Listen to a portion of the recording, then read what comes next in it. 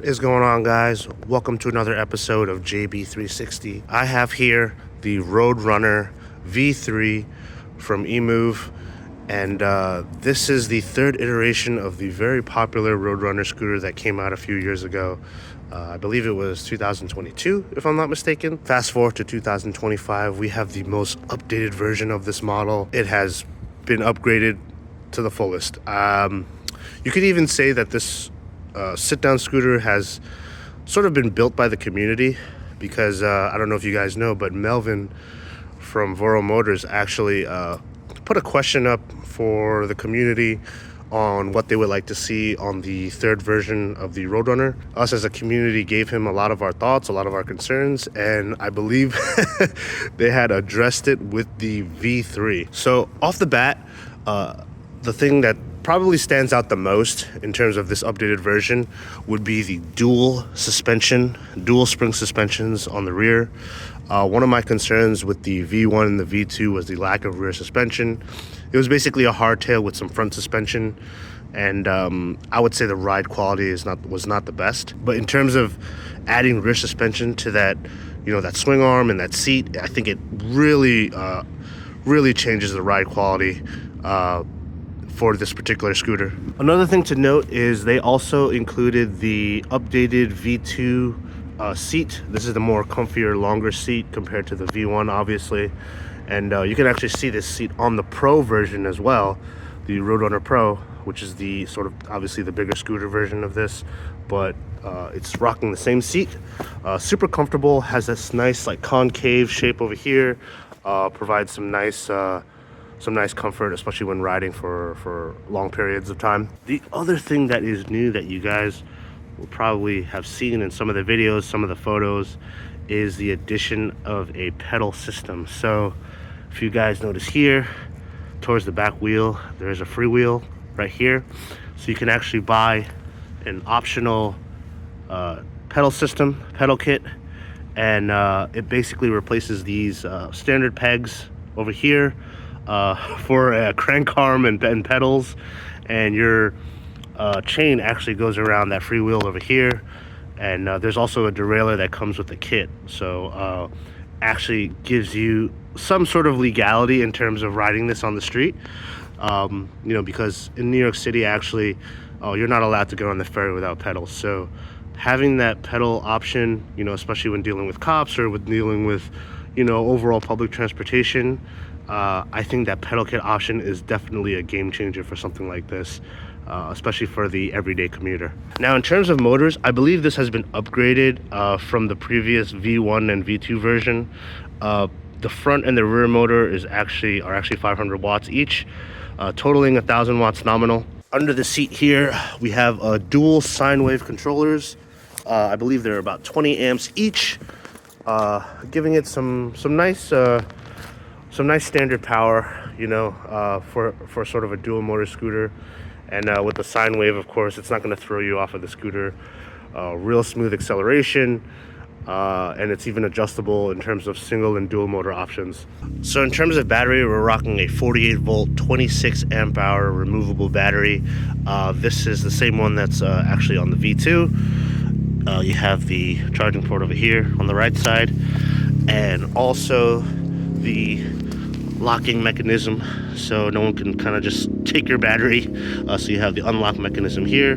Once you turn the key on this side, you're able to easily remove this battery and take it inside. In case you're looking to either charge your battery indoors, keep your V3 in the garage and take the battery inside, this option allows you to do so. So one thing that's also different, I forgot to mention with these tires, these sort of dual sport tires, is they are actually tubeless.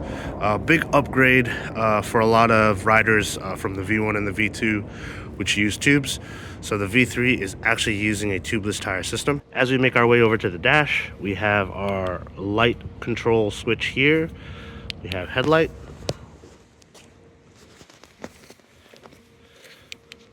We also have turning signals, as well as a brake function. It's not that bright, but I think it does pretty well at night.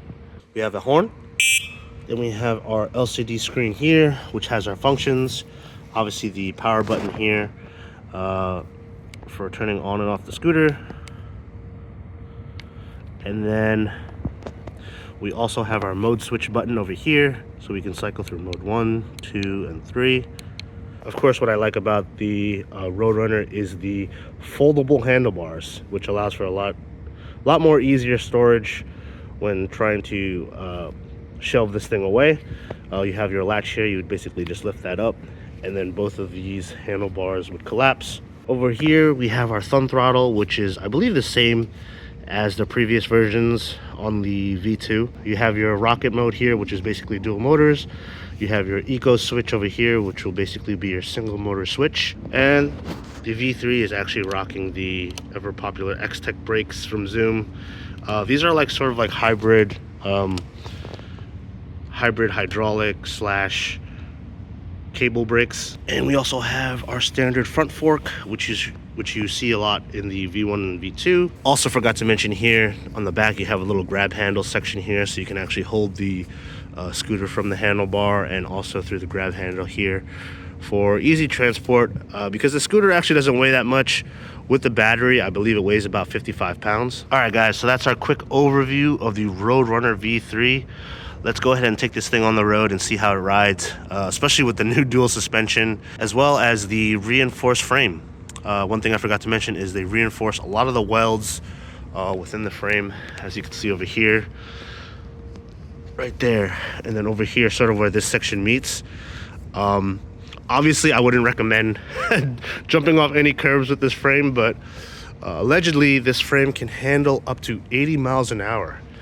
If you do fully upgrade it, which I'll be talking about later, this thing can actually handle a good amount of torque and power. You know, if you decide to upgrade your motors, your controller, your battery, and so on and so forth, this frame can handle it. All right, guys, let's take the V3 for a spin, and at the end of the video, we'll see if this thing can handle NYC streets and whether I would recommend it or not. So let's head out, guys. On the Roadrunner V3.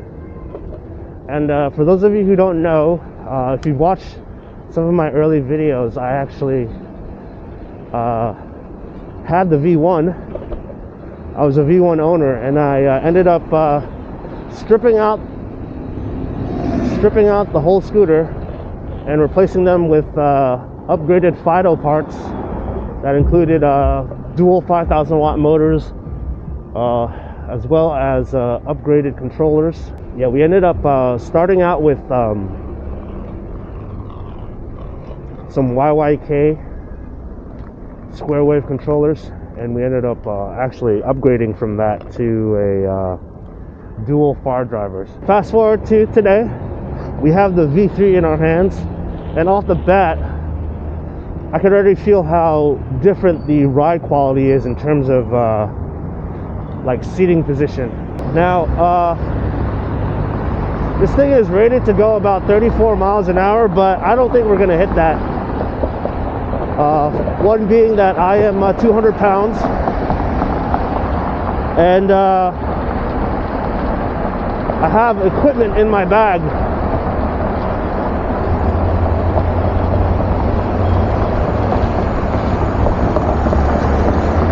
Let's see, if we hit 30, I'll be very impressed.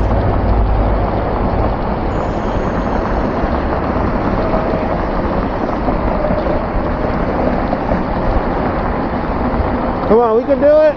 We can do it.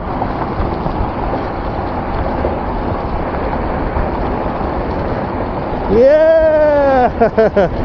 31. Oh, nice. 31 miles an hour. Ah. Oh. Very impressive. Okay. I'm very impressed.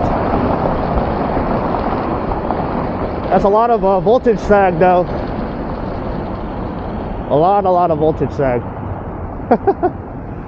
Almost like half. Yeah, the ride quality definitely, especially when you first sit on the seat, automatically there's this sort of like seated cushion feeling. Obviously, with the the upgraded seat, but also the rear suspension. Like going over certain bumps like this, like I barely feel. Look, there's gonna be a deep pothole.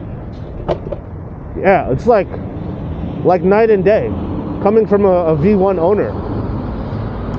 And like I mentioned before, the upgraded version that I had, I was able to get a top speed of about 75 miles an hour.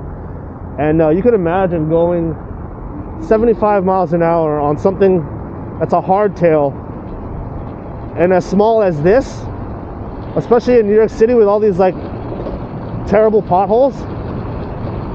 It's a recipe for disaster. I was never fully comfortable riding it, but now that there's rear suspension on this model, I feel a lot more comfortable upgrading this to 72 volts. I believe it can handle it.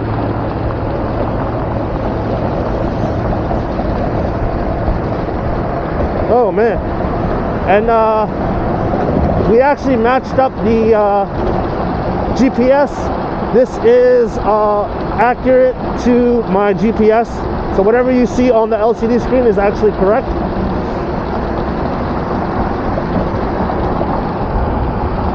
Woohoo! 31. Not too bad. Whoa, this thing is awesome. Going up a small hill here. Ooh, see, look, I'm gonna purposely hit these potholes. Yeah, dude, there's a big difference. Wow. One thing I will mention though, I'm not that big of a fan of these like hybrid hydraulic cable brakes. I think if you're able to get some kind of budget like dual piston hydraulic brake system, it would probably be better than this. The braking power I think is, for this is can suffice, but I think if you do upgrade, definitely switch over to some 4-piston hydraulic brakes. I think the acceleration is very deceptive. Like you start out real slow, obviously these are sine wave controllers, but then once you start to pick up top speed, the thing just takes off. I don't know anyone that would want to stick in single motor with this thing.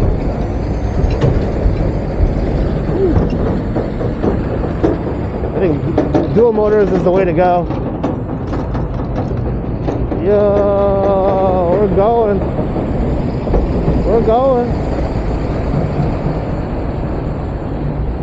Now, if I were to compare this to anything on the market, there's not really much. I mean, you could say the Jetson Bolt comes pretty close. The look at this. Oh yeah, that rear suspension really helps.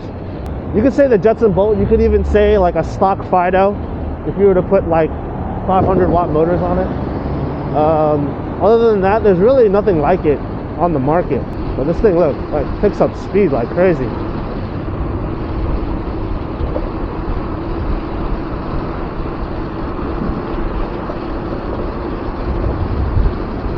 Keeps up with traffic. Yeah.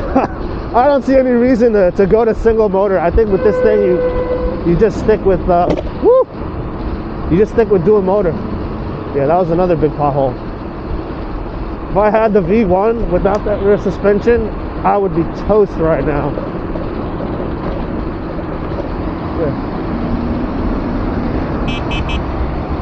Ooh.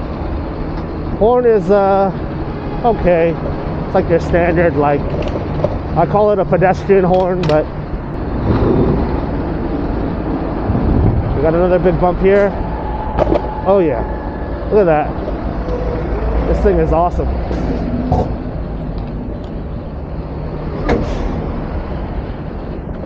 This thing could just like, it's like the perfect like city commuter. Look, man, this thing is cool. Man, the acceleration is great. Holy cow. Doesn't even feel like you're going 25. Whew. Look at this. Take it downstairs. Alright guys, so another thing I forgot to mention, the front forks actually have rebound adjuster as well over here, so you can lock the fork out, or you can add sort of more rebound as well. The adjuster is right here, which is really great. Pretty good for a stock fork. Also, in terms of taking out the battery, I know I had mentioned before, but you would basically put the key in here. Once you have that key turned, now you're able to remove the pack just like that. And it has a handle over here for easy transport. So zippy. I'm getting so many looks though. It's like crazy. People are just like questioning what the heck this thing is. Man, this is just fun to ride.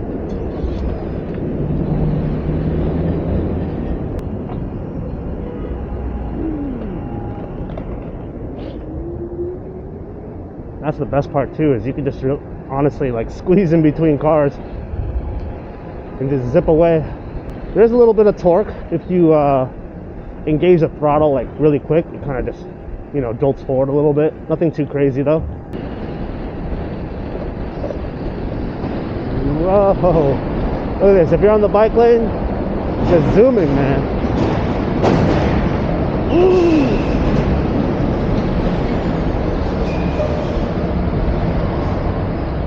This is just like a new ride, man.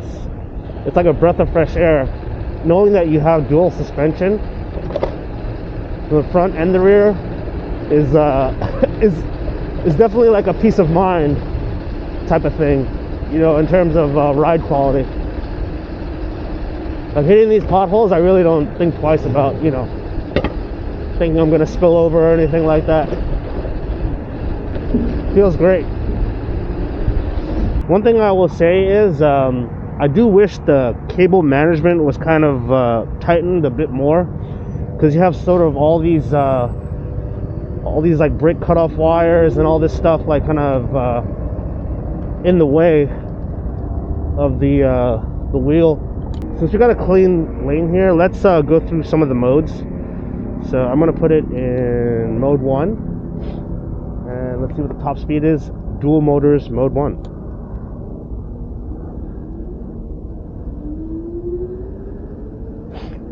Here we go.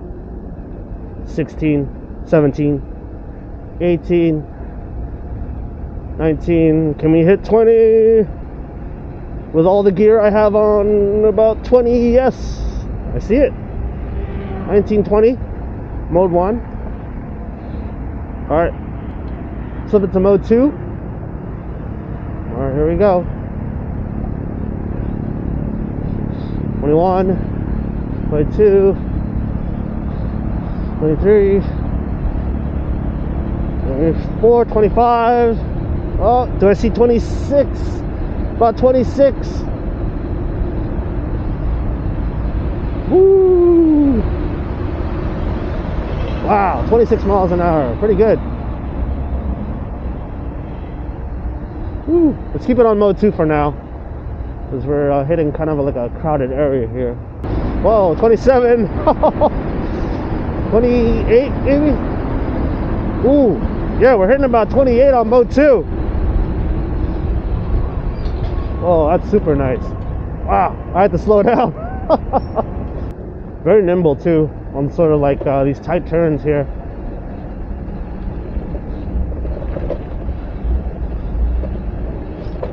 Yeah, this thing is so cool, man. Mode 2 is legit. I like mode 2, especially on the bike path. Has a good amount of speed. So just so you know, the pedal kit that is available for the V3 obviously is optional. When you get the V3, it just comes with the pegs only. The pedal kit itself is about $65. I will be getting the pedal kit, and let me know in the comments below, guys, if you want me to kind of do a video of how to install it on your V3. I think for me, the pedal kit, you know, it's not as pricey as getting like Pegals. At the same time, it's just you're gonna be more hassle-free in terms of like dealing with like cops and, you know, the ferry and stuff like that, or public transportation, because of the fact that you do have operable pedals. So it is it's good that Voro added that on to this iteration of the Roadrunner. And don't quote me on this, but the next iteration of the Roadrunner Pro, I believe, will have a pedal kit available. So for all you Roadrunner Pro riders, there is a possible pedal kit on the horizon for you guys. So places like NYC and even California, you won't get hassled by the cops or anything like that.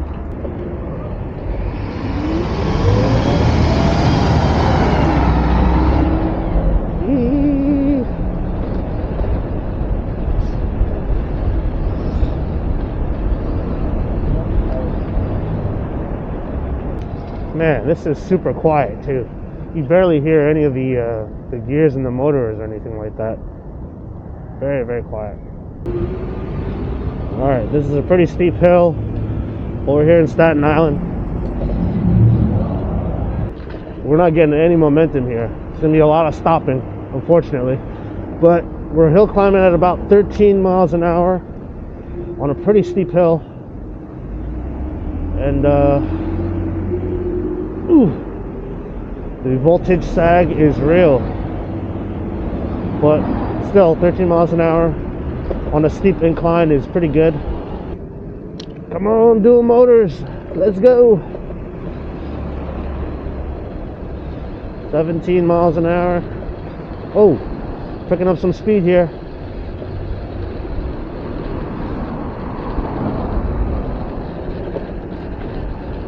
Oh man, hopefully we don't encounter any black ice, because we are going up a hill. Black ice up a hill is never a good idea. But 15 miles an hour, still solid. Oh my gosh, we're climbing. Dude, and this is without really any momentum.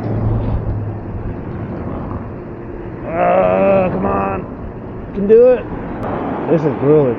12 miles an hour. 11. It's climbing. We're at the very top, guys. Come on, you can do it. Yes.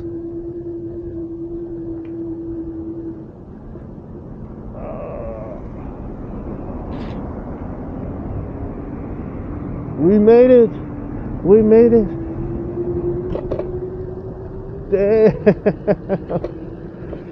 Dude, that used up a lot of battery. I'm not gonna lie. That was not an easy hill to counter.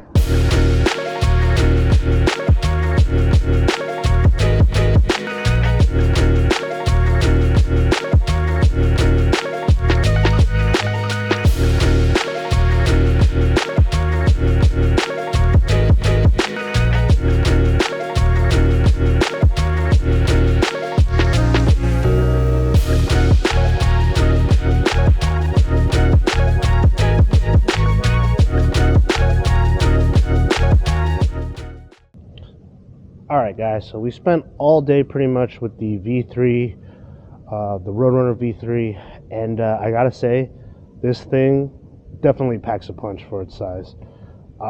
Very similar to the V1 and V2 in terms of acceleration, but I feel as though in terms of top speed, it's sort of gets there a little bit quicker, and I think that's also because of the change from the 250 watt front motor to a 500 watt front motor.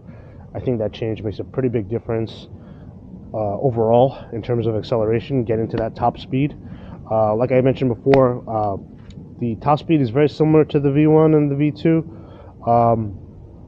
but overall in terms of getting to that top speed, I think it gets there a little bit quicker. So yeah, in terms of pros, I have to say just off the bat, my number one pro would definitely be the rear suspension. The addition of rear suspension, especially dual rear suspension, really changes the whole ride quality overall. Like I mentioned before, I was coming from a V1 that had no rear suspension, pretty much a hardtail, and it was not enjoyable to ride, especially at high speed.